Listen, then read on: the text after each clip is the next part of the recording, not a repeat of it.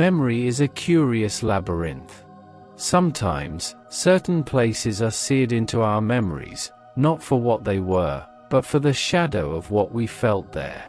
For me, that shadow is projected onto a house. Andres' house.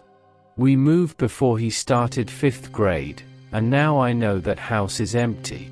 Lucky for me, perhaps. Because there was something there, something I never knew I was, and honestly, a part of me prefers it to stay that way. I'd known Andres since we were crawling. We were inseparable, close confidants, the best friends childhood could forge. We spent countless nights together. Impromptu sleepovers, excuses to avoid homework, or simply the desire to share the night under the same roof. Their house was bought after his grandmother passed away. It was large, strange for a single floor, with rooms that seemed to stretch on endlessly. As you crossed the threshold, you were greeted by a long, seemingly endless hallway, about 6 or 7.5 meters long for a child. To the left, the study, our nighttime refuge. To the right, a closed door, the former guest room, now a dark storage room for forgotten junk. Andres had already experienced things. Whispers in the night, the constant feeling of being watched, noises that had no explanation. I was skeptical, of course, until I experienced it firsthand. I remember one day. We were in his mother's office, across the street. A busy day, but necessity called. I asked permission to use the bathroom in his house. He politely gave me the keys. I was a skittish kid, I admit. The idea of crossing the street and entering that house alone was already making me uneasy. I was there, alone in the bathroom, doing my thing. And then, the fan suddenly turned on. Alone.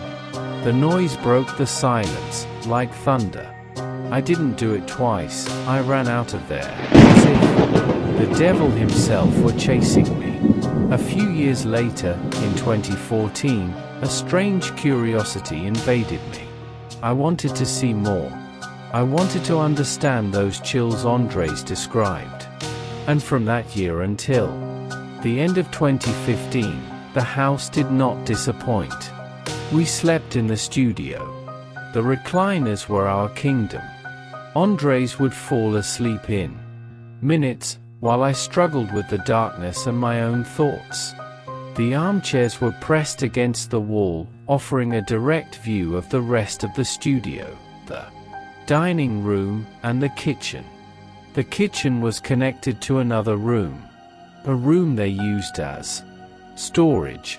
But it wasn't just any storage room. It was full of old dolls. Dolls with empty eyes. That seemed to follow you in the dark. One night, I was lying there, my mind wandering, trying to fall asleep. Andres was snoring softly beside me. Suddenly, a breeze. A gust of cold air. It made my skin crawl despite the blankets. I thought it was a draft. But then I saw it. A movement in the corner of my eye. And then, a whisper. Soft, almost inaudible, but so close. As if someone were right in my ear. That night, sleep fled. I began to get used to those little things, to the feeling of not being alone. But what truly terrified us, what seared that house into my memory forever, was the night of the door. Early 2015. Andres and I were playing Halo 4 in the study. Thirsty, we went to the kitchen for refreshments. We closed the door on the way out. But when we came back, it was wide open. We ignored it, closed it again, and continued playing. Hours later, we decided it was time to sleep. We turned off the console and crawled into his bed. It was large, so we slept on opposite ends. About 30 minutes passed. Andres was already fast asleep. I was about to surrender to sleep when another creak. I opened my eyes. His door was open again. Exactly the same as before. I didn't like the sight. The dark hallway felt like an abyss swallowing the house. I got up, trembling slightly, and closed it. I went back to bed, trying to calm my racing heart. But it wasn't long. 10 minutes, maybe. And there it was again. The slow, deliberate creak of the door opening. This time, fear paralyzed me. For the rest of the night, I heard only that. The creak. Again. And again. As if something was playing with us, testing our limits. Every sound was a twang of terror in the darkness. The feeling of not being alone had transformed into the certainty that something was watching us, something that delighted in our fear. I didn't sleep another second. Every creak was a reminder that something invisible was there, waiting on the other side of the door. I wasn't surprised when I called my mother at dawn, asking her to pick me up. I wasn't going to risk spending another minute in that house. The sunlight didn't dispel the feeling of unease, it only dimmed it slightly. From experience, I learned that night not to mess with what I don't understand. Sometimes, curiosity comes at too high a price.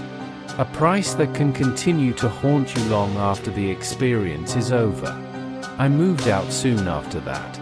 Andres' house was empty.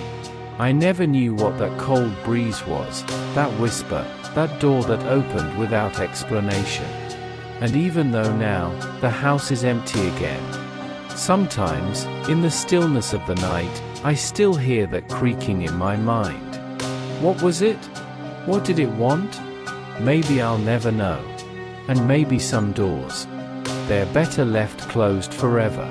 Because sometimes, what's hiding behind haunts you long after you've fled.